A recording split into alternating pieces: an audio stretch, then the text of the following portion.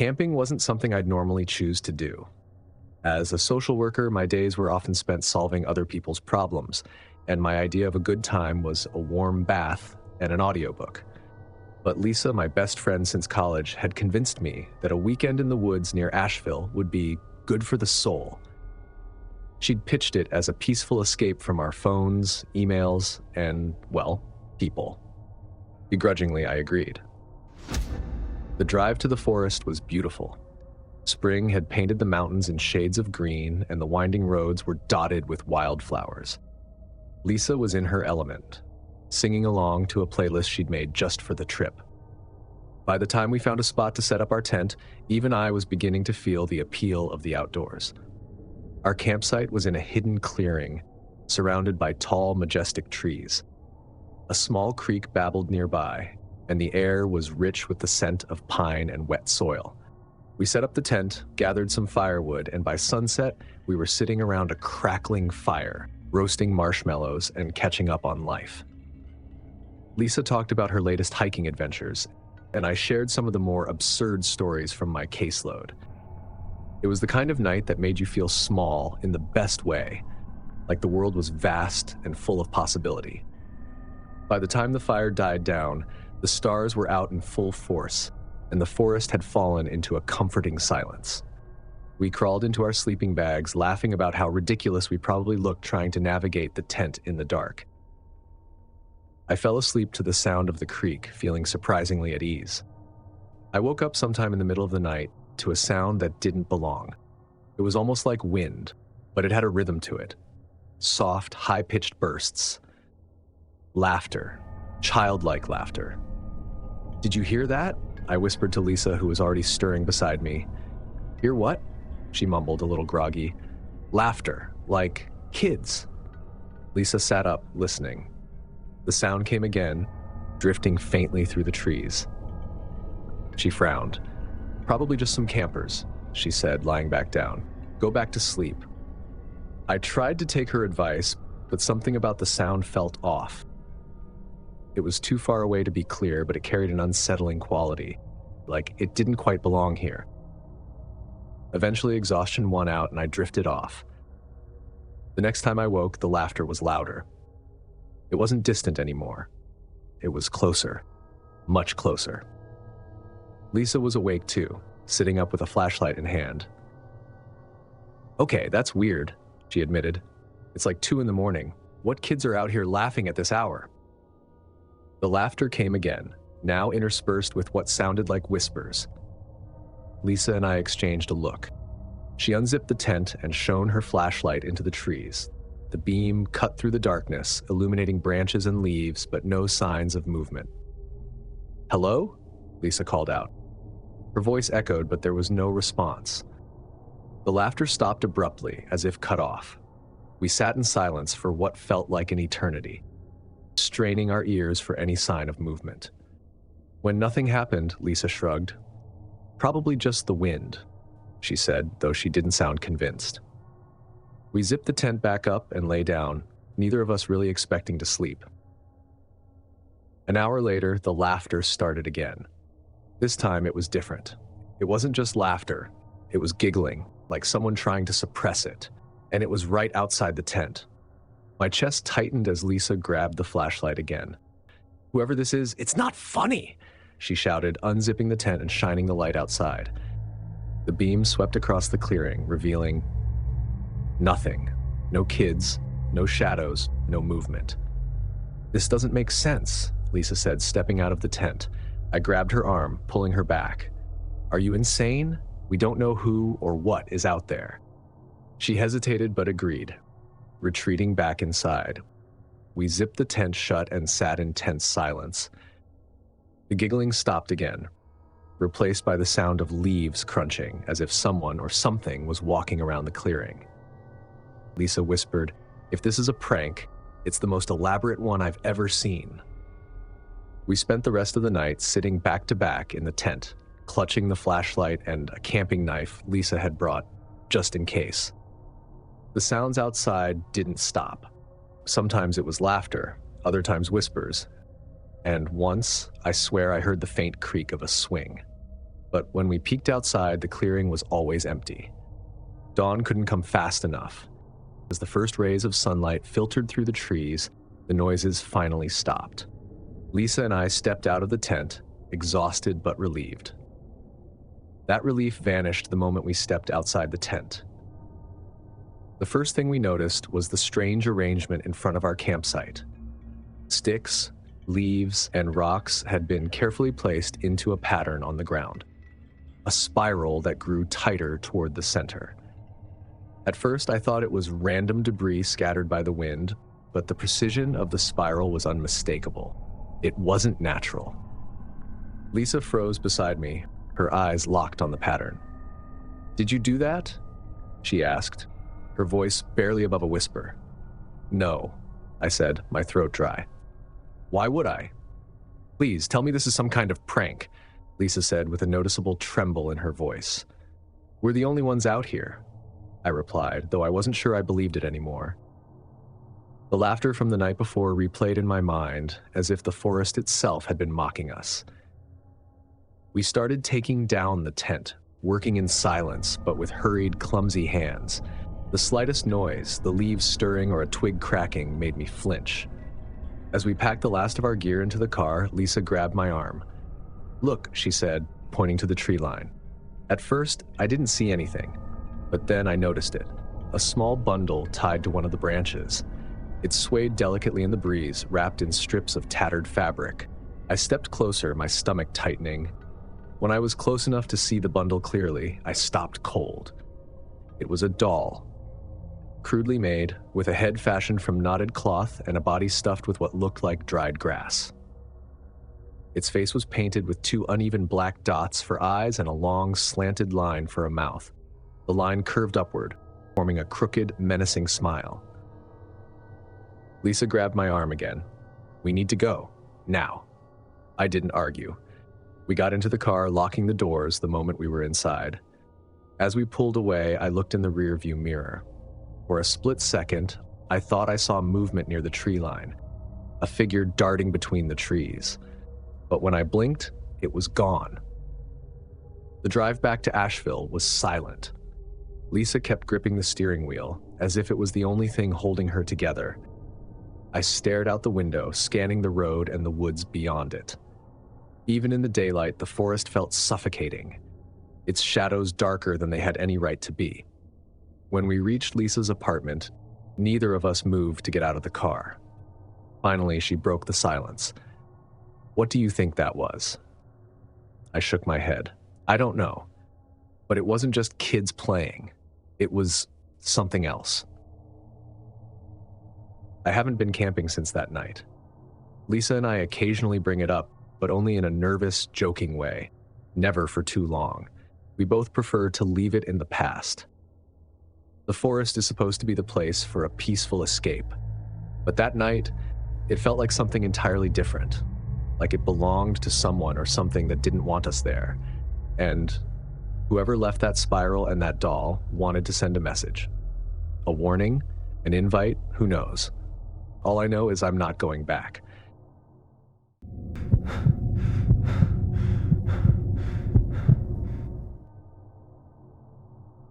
When I set out on my solo trip to Zion National Park in the spring of 2021, I had no idea it would end up being one of the most unsettling experiences of my life.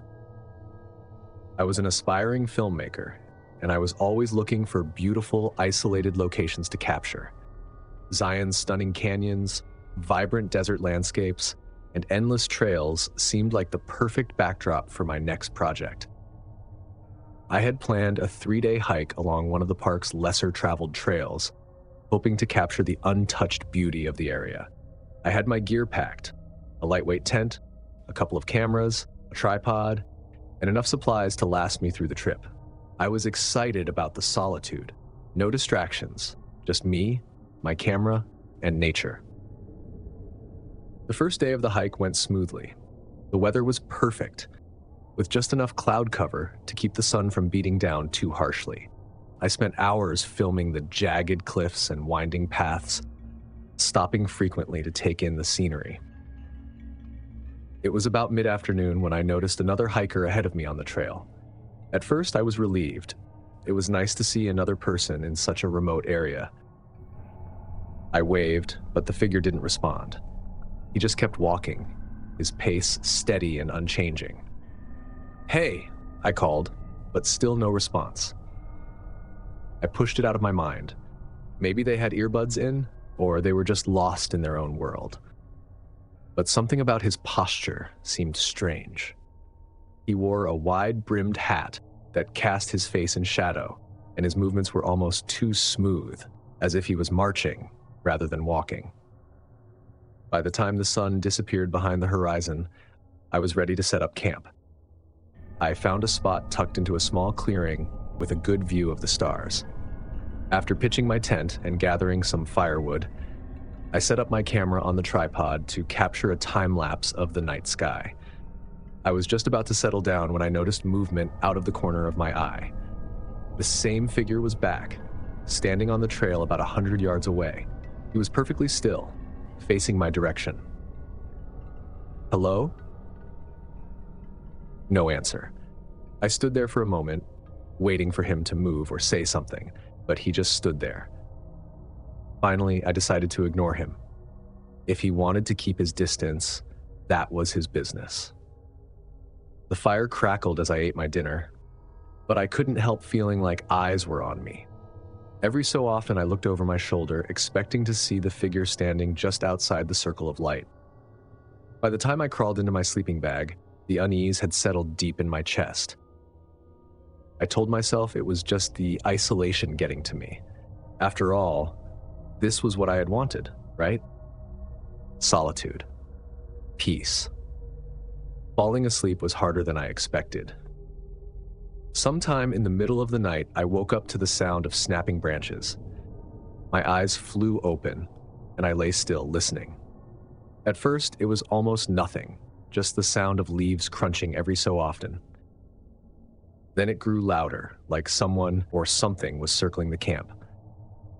I grabbed my flashlight and unzipped the tent as quietly as I could. I pointed the light into the blackness, but all I could see were trees and shadows. The snapping stopped, and an eerie stillness took its place. "Is someone there?" I called, the tremor in my voice giving me away. No answer. I crawled back into the tent, leaving the flashlight within arm's reach. My heart was pounding hard, but I tried to convince myself it was just an animal, maybe a deer or something smaller. But deep down, I wasn't so sure. The next time I heard the noise, it was closer, much closer. I sat up, gripping the flashlight like a weapon. The snapping branches were now accompanied by soft footsteps, so quiet they were almost imperceptible. I unzipped the tent and stepped outside, shining the light in all directions. The light caught a sudden movement, a shadow darting between the trees. "Who's there?" I shouted, forcing my voice to sound stronger than it was. This time, there was an answer. Not words, but a deep, guttural growl that froze me in place. I backed up toward the tent, fighting to keep my panic in check while thinking of a plan. Should I stay put and hope they went away? Or should I make a run for it? Somehow, I made it through the night. When the first rays of sunlight broke through the trees, I emerged from the tent, exhausted but alive. That's when I saw the footprints. They were scattered around the campsite, large and barefoot, as if someone had been pacing all night. Nearby, I found my food bag hanging from a tree, torn open and empty. I packed up my gear as quickly as possible, my hands shaking. As I hiked back to my car, I kept nervously checking behind me, but the trail remained empty. When I finally reached the parking lot, I practically threw my gear into the car and sped off, relieved to be back on the road. Looking back, I can't say for sure what I encountered that night. Maybe it was just another hiker, someone with poor social skills and a strange sense of humor, or maybe it was something else entirely. The wilderness is beautiful, but it's also unforgiving, and sometimes the scariest thing out there isn't a bear or a mountain lion, it's another person, or whatever pretends to be one.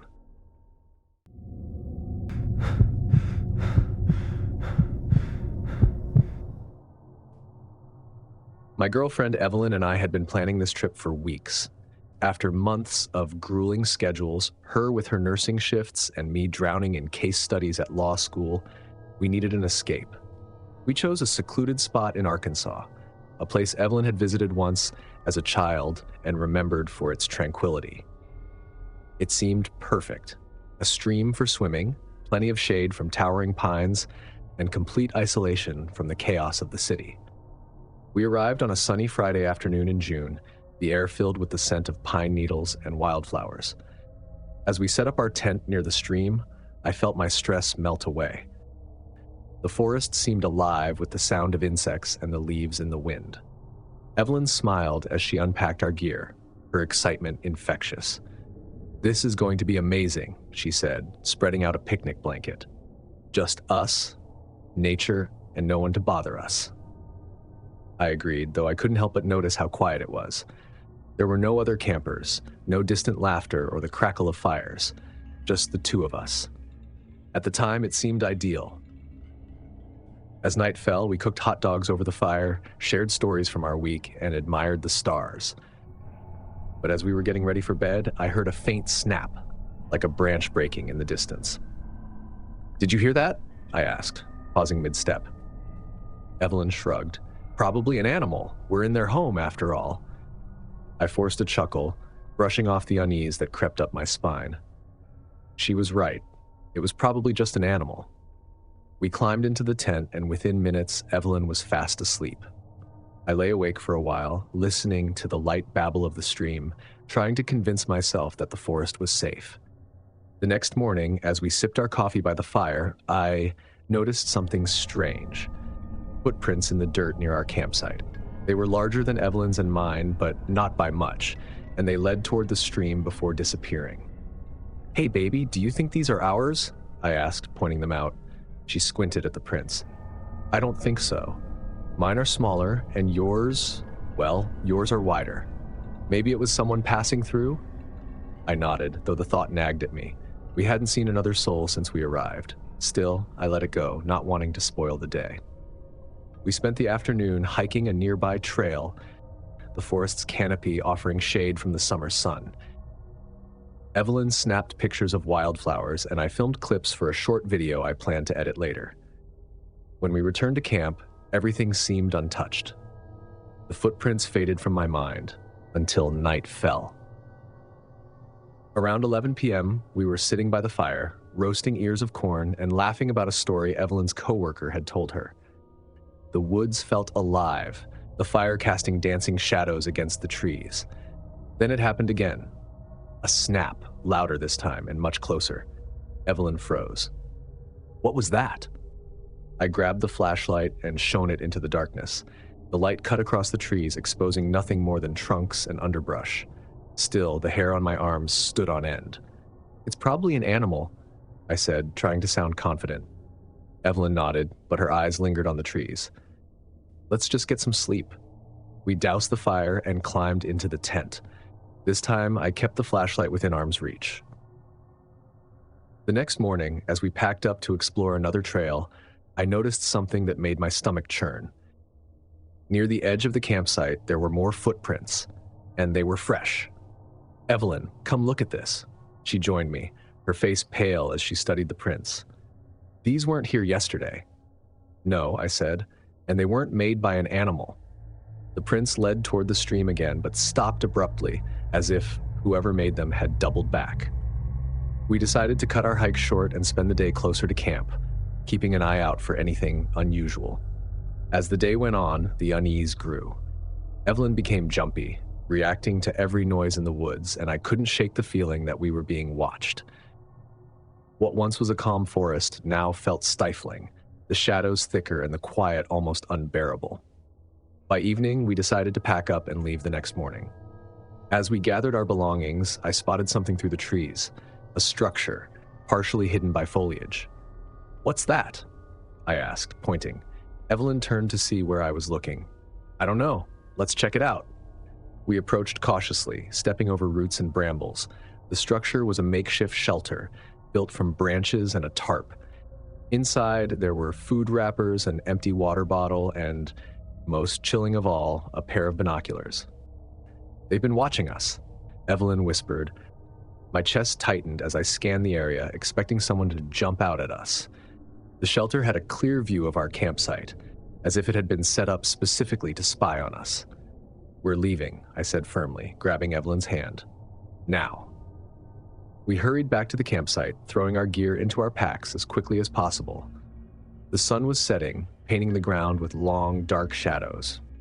As we started down the trail toward the car, the idea that we were being followed gnawed at me, my heart pounding with every shadow that moved in the corner of my eye. Do you hear that? Evelyn whispered. I listened, straining to hear past the sound of our footsteps, but I heard nothing. We broke into a jog, the weight of our packs pulling at our shoulders. The trail seemed to stretch on forever. Finally, the car came into view, a safe haven in the creeping darkness. We threw our gear into the trunk and jumped in, locking the doors behind us. Let's go, Evelyn said, her voice trembling. I didn't need to be told twice. The tires kicked up gravel as we sped away, leaving the forest and whatever had been stalking us behind.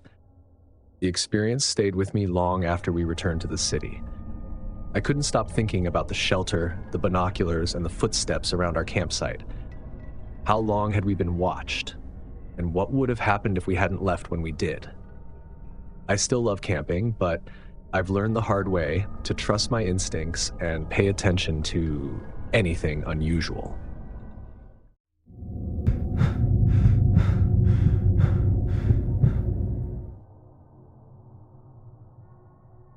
It was supposed to be a fun, carefree weekend with my two best friends, Ryan and Alex.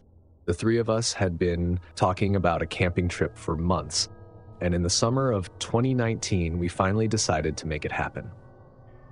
I had just started my travel vlog, so I was particularly excited about capturing every moment of our adventure. None of us were particularly experienced campers, but we figured that's what made it fun. A chance to unplug and rough it in the great outdoors near Gatlinburg, Tennessee. We arrived at the trailhead on a sunny Saturday afternoon, our packs full of brand new gear and snacks we'd probably overpacked. The trail was busy, full of families and seasoned hikers nodding politely as they passed us. It felt like the safest kind of wilderness, a place where we could experience nature without feeling completely isolated. By the time we reached our campsite near a creek, the sun was dipping low, its warm light reflecting off the water. We set up our tents in a loose circle around a fire pit and spent the next hour gathering wood and fumbling with matches. Eventually, we got a fire going, and Ryan broke out the marshmallows. This is exactly what I needed, Alex said, stretching out by the fire. No deadlines, no Wi-Fi, just us and the stars. Not long after we'd settled in, I noticed a group of 4 people walking up the trail toward us. They looked rough, clothes worn and dirty, with oversized packs that seemed to sag under the weight. One of them, a man in his 40s with a scruffy beard, raised a hand in greeting. "Evening," he said, his voice gravely. "Hey," Ryan replied. Always the friendly one. "Beautiful night, isn't it?" The group stopped a few feet from our fire, their eyes darting between us and our campsite. A younger guy, probably in his late 20s, stepped forward. "You guys camping here tonight?" "Yeah," I said. "First time out here." The younger guy grinned. "First time, huh? Hope you brought the good stuff. Warm clothes, real food. It can get cold out here." Alex squirmed in his seat, visibly uneasy. "We're prepared." The scruffy man leaned closer to the fire, warming his hands. "Nice setup you've got," he said, looking at our gear. "You all alone out here?" Something about the question made my stomach tighten. Yeah," I said hesitantly. "Just us." They hung around for a while, not in any rush to leave, asking more questions about where we'd parked, how long we were staying, and what kind of gear we had. Ryan, ever the optimist, answered most of them politely, but Alex and I exchanged uneasy looks. There was something off about these people, their overly friendly smiles, the way their eyes lingered too long on our backpacks. Eventually, they said their goodbyes and wandered back toward their own campsite, which was farther down the trail. As soon as they were out of earshot, Alex spoke up. Is it just me, or were they kind of weird? They were definitely weird, I said. Why were they so interested in our stuff? Ryan shrugged. Maybe they were just being friendly. Not everyone's a serial killer, you know? After dinner, we put out the fire and retreated to our tents. I was too wired to sleep, replaying the conversation with the strangers in my head. Their campsite wasn't far, and I couldn't help but feel like they weren't quite done with us. Sometime after midnight, I heard it, the unmistakable sound of footsteps through the underbrush. At first, I thought it might be an animal, but the rhythm was too deliberate, too human. I held my breath, listening as the footsteps circled our tents. Then came the sound of a zipper being tugged slowly. My heart raced as I realized it wasn't my tent. "Hey!" I shouted, my voice cutting through the eerie silence. "Who's out there?" The sound stopped, and for a moment, there was nothing but the sound of the creek. Then hurried footsteps. Whoever it was bolted back into the woods. "Guys, get up!" I shouted, fumbling for my flashlight. Ryan and Alex scrambled out of their tents, flashlights in hand. Alex looked pale, his eyes darting around like a trapped animal. "What the hell is going on? Why is my tent open?" he asked, his voice cracking. "Someone was out here," I said. "I heard them trying to unzip one of our tents." His face went from confused to terrified in an instant. "Oh my God," he whispered. "What?" Ryan and I moved closer. The zipper on Alex's tent was partially open, just enough for someone to slip a hand, or worse, inside. Alex stumbled back, clutching his flashlight like a weapon. They were trying to get in while I was asleep. The weight of his words hit all of us at once. Someone had been inches from Alex, unzipping his tent, while he lay there completely vulnerable. I felt a wave of nausea and panic rise in my chest. "We need to check the campsite," Ryan said. The three of us huddled together, sweeping our flashlights across the dark expanse of trees and grass. The woods felt alive, every rustle and creak amplified by our fear. My flashlight caught movement near the edge of the campsite, but when I whipped it back, there was nothing there. "Did you see that?" I stammered. Ryan shook his head, but his grip on the flashlight tightened. "Let's stay together. We don't know how many of them there are." Alex kept looking at his tent, his breathing uneven. "They were right there," he kept muttering. "Right there." We spent the rest of the night sitting around the dying campfire, too scared to go back into our tents. The shadows seemed to grow darker, and the forest felt like it was closing in on us. By the time the sun finally rose, we were exhausted, our nerves completely shot. In the daylight, the campsite looked deceptively normal, but the evidence of the night's events was impossible to ignore. One of Alex's tent zippers had been left partially open, just as we'd seen. Nearby, we found a few of our belongings missing: a flashlight, some snacks, and a water bottle. Small things, but the idea that someone had been bold enough to take them while we were right there made my stomach churn. Ryan pointed to a spot near the edge of the clearing. "Look."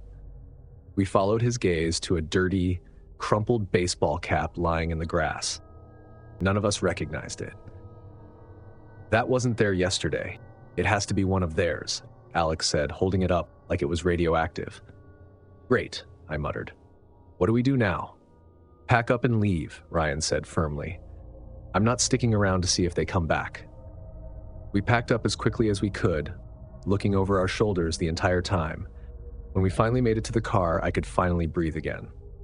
But none of us spoke until we were safely in the car, doors locked and engine running. We reported the incident to the park rangers, who assured us they'd look into it, but as far as I know, nothing ever came of it. Alex broke the silence as we pulled onto the main road. "I don't think I can do this again," he said quietly. I didn't blame him. That night changed everything.